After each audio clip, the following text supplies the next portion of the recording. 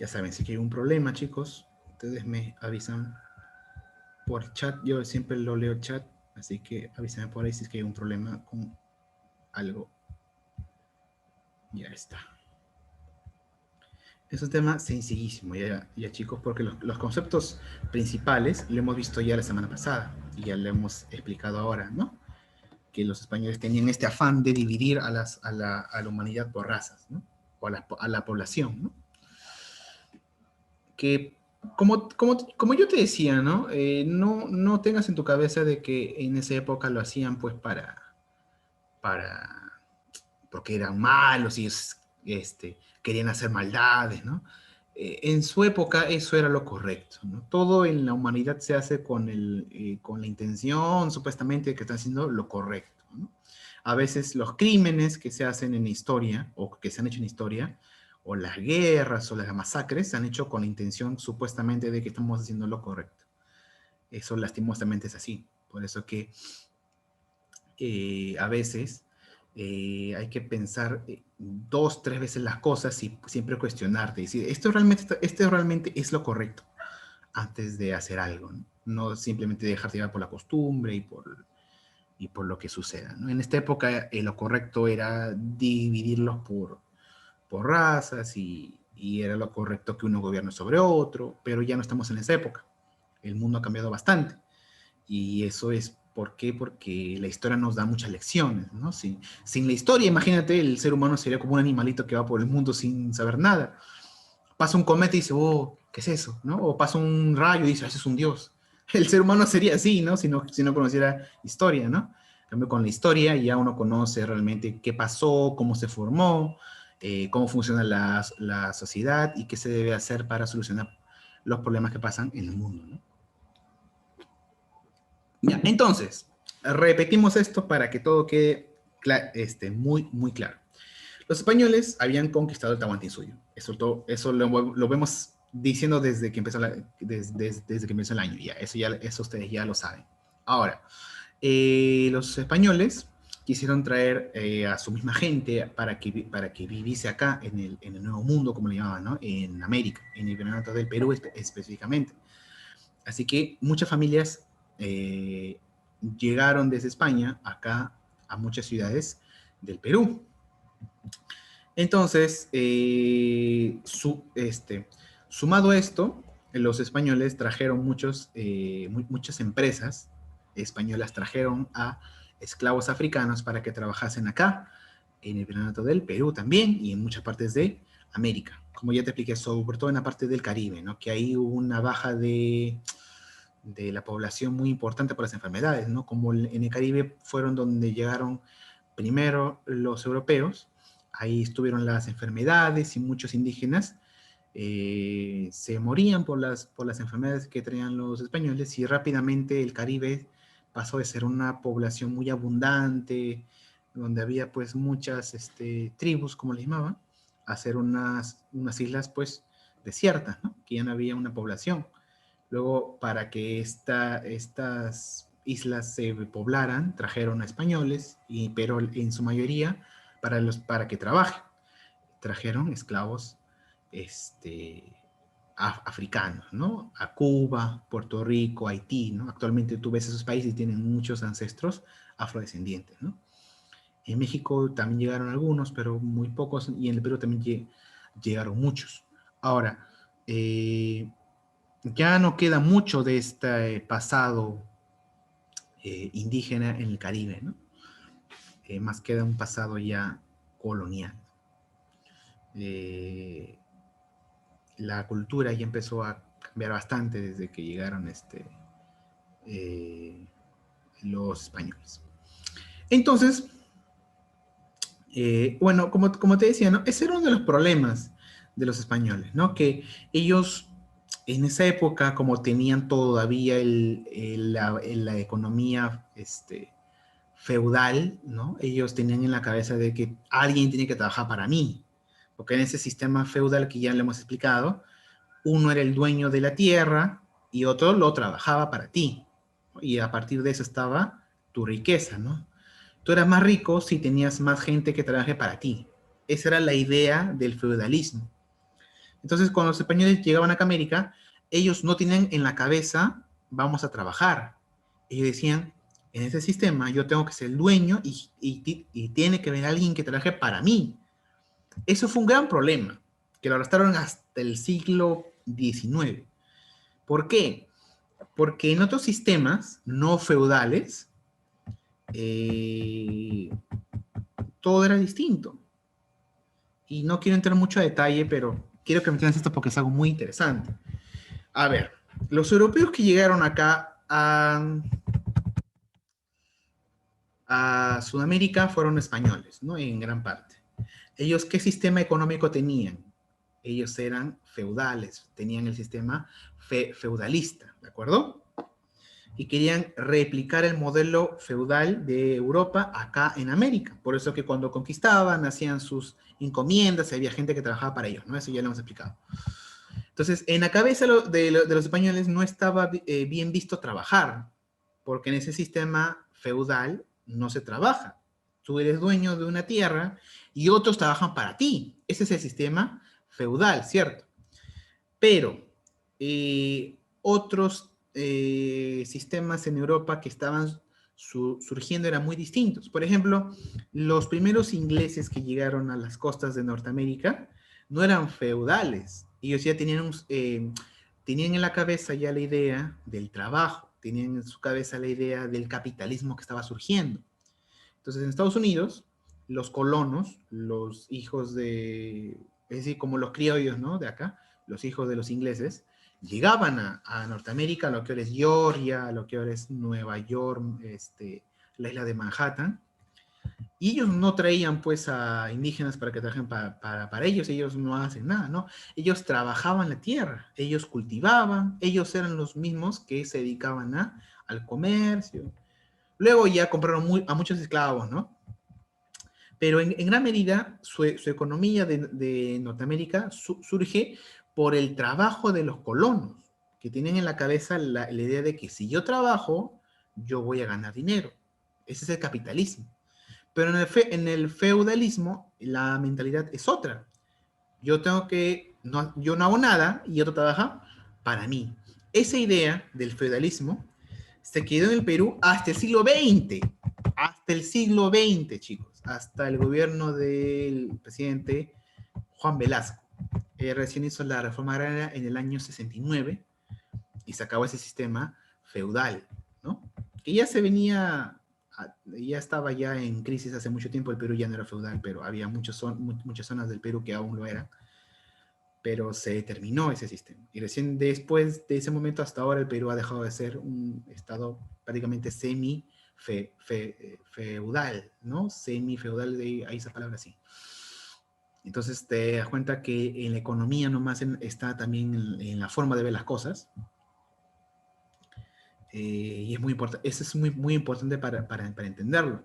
Por eso que los países de Latinoamérica no supieron terminar ese sistema, no supieron pasarse al otro sistema. Por eso que muchos países en Sudamérica se quedaron con esos rezagos de que hay un dueño y otro trabaja para mí y ya yo no hago nada. Esa es la idea del feudalismo, que en Europa ya había quebrado hace muchos siglos y se quedó ahí, pero en América se quedó.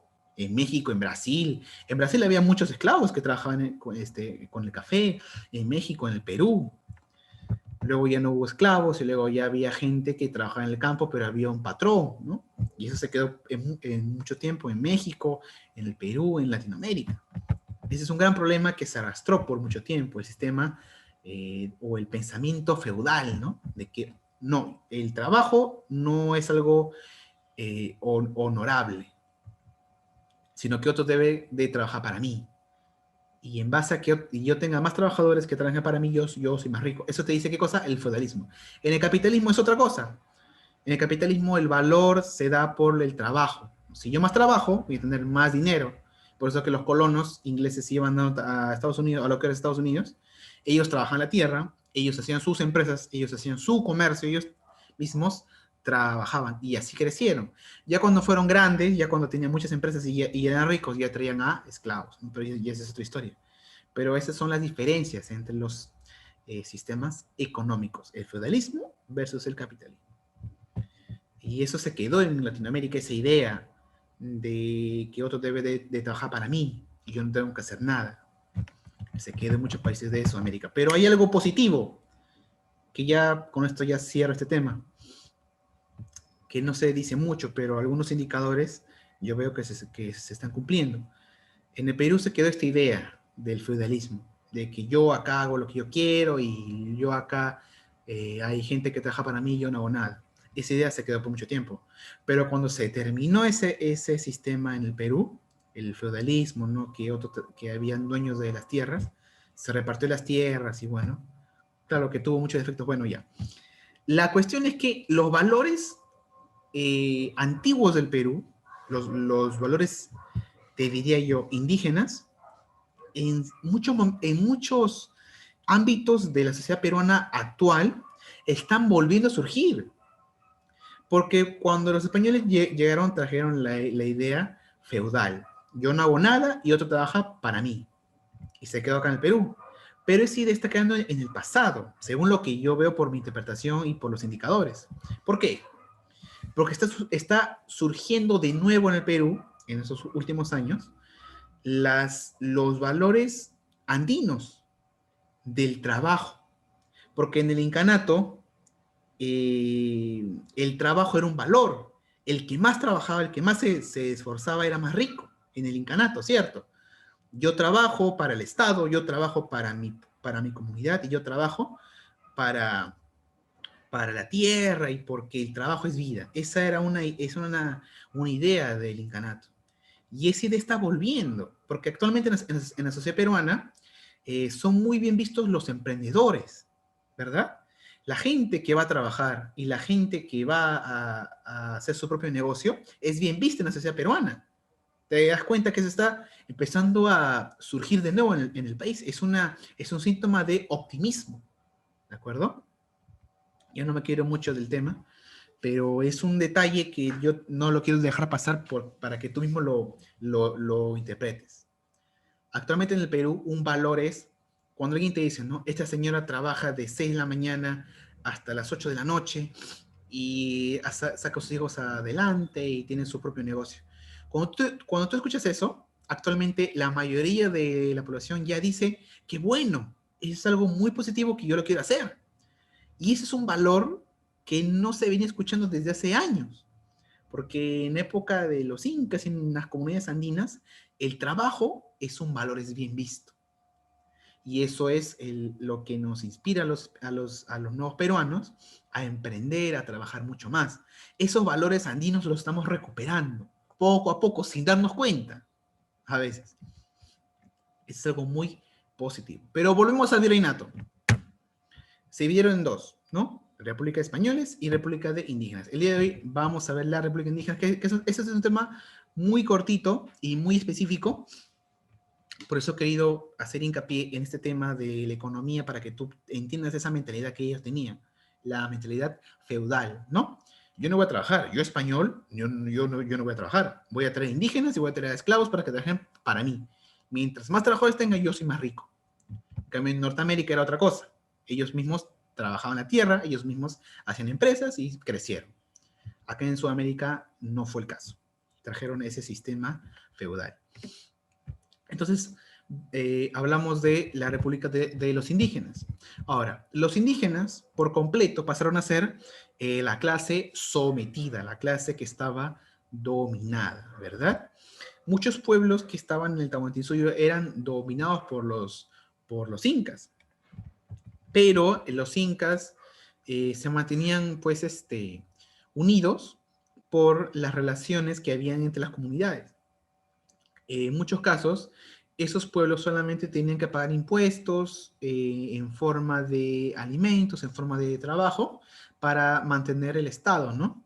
Y nada más, esencialmente eran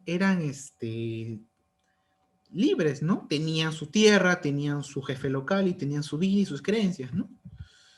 Claro que habían algunos conflictos, ¿no? Pero en su mayoría el Estado era estable. Cuando llegaron los españoles hubo una guerra civil y muchos pueblos indígenas ya se querían separar del Tahuantinsuyo. Y eso fue muy aprovechado por los españoles y pusieron su nuevo gobierno. Pero cuando llegaron los españoles, absolutamente todos los indígenas ya perdieron lo que es su libertad de culto, su libertad de terreno, ¿no? Ahora, les dieron nuevos reconocimientos. La corona española siempre buscó tratar de reconocer la vida de los españoles, ¿no? De los indígenas. Incluso los indígenas para la corona española es considerada como sus súbditos, ¿no? Que hay que evangelizar, que hay que llevarlos de la mano para que se conviertan en cristianos, ¿no? Porque en esa época ser cristiano, ser católico, es lo mismo que ser un ciudadano, ¿no? Para que tú estés a la par de un español, tienes que ser cristiano, tienes que saber leer y escribir, ¿no? Entonces, la actitud de la corona, es decir, de los reyes en España, era de verlos a los indígenas como si fueran hermanitos menores. Son personas que no han conocido lo que es la cultura para ellos, ¿no? Entre comillas, no han conocido lo que es la religión cristiana, no conocen nada de esto, entonces hay que enseñarles. Pero a cambio no le vamos a enseñar gratis. Entonces ahí fue donde ya metieron esa trampa, ¿no? A cambio de que nosotros los evangelizamos y les damos religión, ellos van a ser instruidos, ¿no? Pero a cambio ellos van a trabajar para nosotros y van a pagar impuestos y van a hacer muchas cosas más. Entonces todos los indígenas pasaron a ser automáticamente vasallos, trabajadores de los españoles, ¿no? Se le va a reconocer su valor de su vida, no van a ser considerados esclavos los indígenas, van a ser considerados vasallos. Un vasallo es una figura que viene del feudalismo, ¿no? Un trabajador que está sometido por un señor, ¿no? Entonces, se le da, este vasallo le da todos sus derechos a un protector para que éste les enseñe, ¿no? Esa era la mentalidad que tenía. Si esto funcionó, dijeron en Europa, había uno que protegía a los más pobres, acá en América esto va a funcionar, eso dijeron ellos, porque ellos como los indígenas como no conocen nada, un protector les va a enseñar, les va a dar religión y muchas cosas más, entre comillas, y ellos van a pagar con su trabajo. Entonces, ese fue el sistema que se aplicó acá en el Perú. Entonces, todos los indígenas pasaron a ser vasallos de la corona española. Pero habían dos tipos de indígenas, la nobleza y los indígenas comunes, ¿de acuerdo? Habían dos tipos de grupos en la nobleza indígena. La nobleza indígena eran los descendientes de las panacas. ¿Qué cosa eran las panacas? Las familias reales de los antiguos incas. Es decir, los familiares de los incas vencidos se les reconocieron el título de nobles, ¿de acuerdo? Eran muy pocos. Y con el tiempo ya fueron perdiendo ese legado incaico y empezaron a asimilar la cultura española. Y con el tiempo, con los siglos, ya empezaron a perder esa tradición incaica, ¿no? Se convirtieron al catolicismo.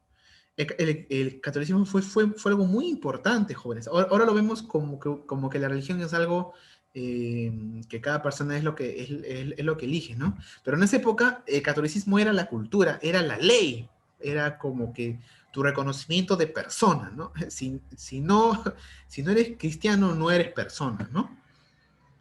En esa época era así, ¿no? Para los europeos, para los españoles. Entonces, era algo muy importante. Y el catolicismo fue muy exitoso acá en el Perú, exitosísimo, porque la mayoría de la población se pasó a la religión católica. Muchos rebeldes y muchos nobles incaicos pensaban de que la gente iba a resistir a esa religión y se iba a mantener la religión incaica, pero no fue así.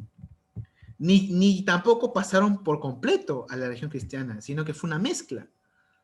Fue una mezcla muy interesante, porque, como ya te expliqué esto antes, creo, se fusionó los pensamientos incaicos andinos con lo cristiano, ¿no?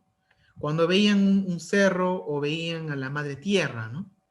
El cura les preguntaba a un grupo de indígenas, ¿ustedes en qué creen? En la Pachamama, en la tierra, ¿no? Porque la tierra es una madre que nos da el alimento. Y el cura que les decía, para que entiendan más fácil, ¿no? Les ponía ejemplos. Ah, ya, eso que tú llamas madre, está bien, sigue adorando a tu madre, pero tu madre no se llama la Pachamama, tu madre es María, es la Virgen María. Y se fusionaba. Entonces, lo que antes era la Pachamama, ahora pasó a ser la Virgen María. Por eso que tú en varias pueblos de los Andes peruanos ves que la patrona es la Virgen María, ¿no? En muchas versiones, ¿no? La Virgen de Chapi, la Virgen de Cocharcas, y hay muchas vírgenes que representan a la Virgen María. En México es la Virgen de Guadalupe, que es la Virgen María. Que los cultos locales de cada comunidad se mezclaron con la religión cristiana, ¿no? Entonces ya pasaban a adorar lo que era la Madre Tierra, ahora adoran a la Virgen María, ¿no? El Dios que está por encima, que es el creador, les decían los padres, los sacerdotes a los indígenas. Tú crees en un ser mayor, y el indígena decía, sí, yo antes creíamos en Huiracocha, que era el que enseñaba, el que enseña, ¿no? Huiracocha significa el que enseña del mundo, ¿no?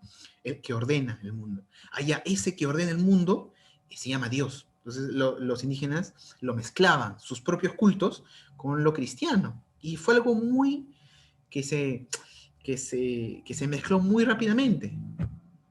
Y también cuando veían imágenes, ¿no? Porque los cristianos, los católicos son muchos de las imágenes, ¿no? De las vírgenes, de las procesiones.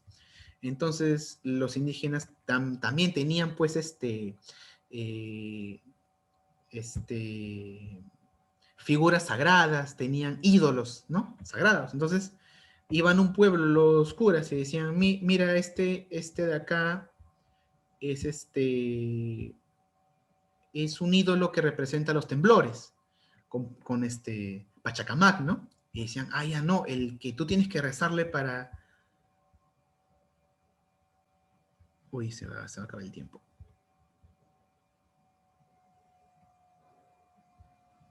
Ya, claro, ¿no? Como que hace los temblores es Pachacamac, y los curas le decían, no, pero que tú le tienes que rezar a los temblores es a Cristo, porque Él es el que dirige las vidas de la persona. Entonces, esa idea de Pachacamac luego se fusionó con otra creencia en Cristo, y luego ya en el Reinato con los años se formó el culto al Señor de los Milagros, ¿no? Que es una mezcla de Pachacamac con el Cristo moreno, ¿no? Porque esa fusión se dio. Y también cuando los indígenas hacían sus cultos, salían en procesión con sus ídolos y con sus incas, los llevaban en andas, ¿no? Y los españoles dijeron, hay que hacer lo mismo, pero ahora con un ídolo cristiano. Entonces, hicieron lo mismo, pero ponían a una virgen y a un Cristo. Y eso se quedó, y se mezcló, y se fusionó. Muchas de las creencias eh, de los pueblos indígenas católicos actualmente son una mezcla de las creencias andinas con las creencias cristianas. Por eso que tuvo mucho éxito. Porque los indígenas estaban acostumbrados a ver ídolos, a ver imágenes. Entonces ellos veían a un Cristo crucificado, veían a un santo con un león. Entonces los identificaban como sus ídolos locales. Entonces los asimilaron muy rápidamente. Fue algo muy, muy exitoso en esta época, la religión católica. Se mezcló, prácticamente estaban hechos unos para el otro, ¿no? Se mezcló de una manera increíble. Eso se llama el sincretismo. Entonces, la nobleza indígena rápidamente se pasó al catolicismo. Además, porque en la práctica era algo muy sencillo, porque decían, a ver, yo voy a seguir teniendo mis credenciales, voy a seguir siendo un noble, sí, solamente que ahora te tienes que bautizar. ¿Ya? ¿En qué consiste esto? Tengo que sacrificar a mis hijos, tengo que enviarle una llama a una huaca. No, no, no, solamente el bautismo consiste en que yo te echo agua. Entonces, para los indígenas era algo muy fácil. Ah, ya, me echan agua y me persiguen y ya soy un cristiano más. Entonces, perfecto, era lo más fácil. Y con el tiempo ya se asimiló y se mezcló ya todo esto, ya te expliqué. Entonces, fue algo muy exitoso la religión cristiana en los pueblos indígenas. Y la nobleza indígena, que antes era familiares de los incas que ya habían muerto, rápidamente se pasaron al catolicismo. Esos eran, pues, ¿no? Uy, ¿qué pasó acá? La nobleza indígena, ¿no? En algunos cuadros se representa a estos familiares, ¿no? Y se les reconoce. Se les reconoce sus títulos de nobles, de que son familiares de los incas, son la nobleza, pero se tienen que transformar al catolicismo. Los españoles no van a permitir por nada del mundo que exista aún su religión. Y como ya te explicaba, nuestra religión al final incaica se mezcló con el catolicismo y salió la religión prácticamente peruana. Yo creo que la religión católica en el Perú se debe considerar una religión aparte, porque tú vas a España, Italia, y es un tipo de religión católica, pero tú vas al Perú y es distinta. Es una mezcla entre la religión incaica con la religión cristiana europea, es una mezcla. En Europa no hay una virgen protectora del lugar, como acá en el caso del Perú. Eh, no hay una procesión tan grande como el Señor de los Milagros, que tiene un antecedente prehispánico. No hay esos elementos que hay en Europa. En el Perú es distinto. No creas que la religión católica en el Perú, que es parte de la cultura de los pueblos indígenas y de los pueblos en los Andes, no creas que esa religión católica es la misma que hay en Europa. Es algo muy distinto. Acá se mezcló la religión incaica con la religión católica, fue una mezcla. Por eso que para mí, en mi opinión, debe ser una religión aparte. Pero es algo muy interesante para estudiar, ¿no? Luego de la nobleza que ya se había convertido al catolicismo, estaban los caciques o curacas, que eran los jefes de una comunidad, los jefes de una IU, ¿no? Eran el intermediario entre la comunidad y la República de los Españoles.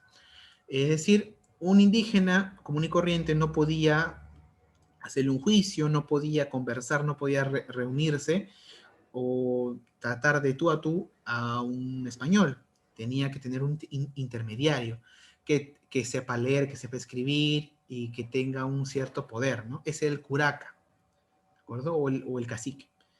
El curaca era el jefe de una comunidad, algo así como un jefe de un líder regional, ¿no? Un líder, mejor dicho, un líder comunal, ¿no? De una comunidad, ¿no?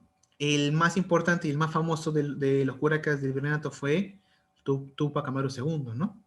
Pero de él ya vamos a hablar luego. ¿Qué cosa era un curaca? Él era el intermediario, el representante de una comunidad. Él era el intermediario entre la comunidad indígena y los españoles, ¿no? Ese curaca tenía el acceso a la educación, tenía a veces derecho a la propiedad, ¿no? Por eso que muchos curacas se hicieron, pues, ricos, ¿no? No ricos, sino que tenían cierto poder adquisitivo, ¿no? En el caso de Tupac Amaru, él tenía muchas mulas, ¿no? Muchos caballos, ¿no? A su disposición, ¿no? Y luego, después de la nobleza, estaba el otro grupo de los indígenas, que eran los indios del común, eran los trabajadores, eran los campesinos que ya habían perdido todos sus derechos a la propiedad. Solamente se le reconocía como súbdito de la corona española.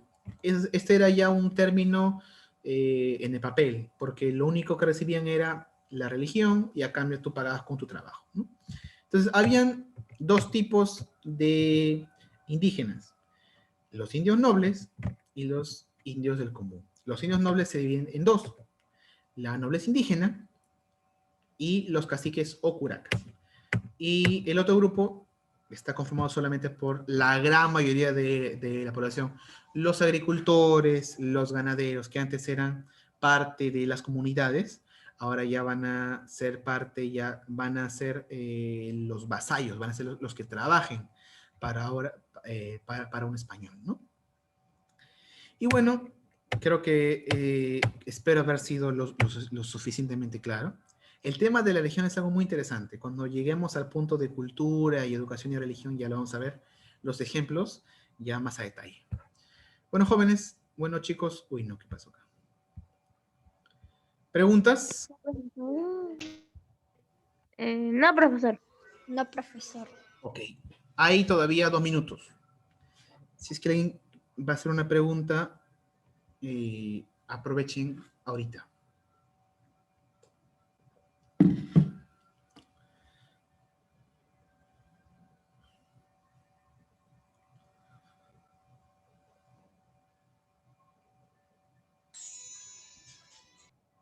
Es decir, que la nobleza indígena rápidamente se pasó al catolicismo, ¿no? El catolicismo. Profesor, tengo una pregunta. Dime. Profesor, ¿en qué los familiares de los indios nobles eran los españoles? No, los familiares de los indios nobles eran los familiares de los antiguos incas. Es decir, el nieto, el hermano, la prima, la familia, por ejemplo, de Atahualpa y de su padre que era Huayna Cápac, su familia quedó. Esa familia cuando ya el Tahuantinsuyo cae y ahora es el virreinato, los españoles le reconocen sus títulos de nobles. Ellos son indígenas, ¿de acuerdo? Ellos son la familia de Atahualpa, la familia de Huayna Cápac, que ya ellos ya han muerto, pero su familia quedó. Ellos conformaron la nobleza indígena, ¿de acuerdo? Eran indígenas que eran los primos, los hermanos.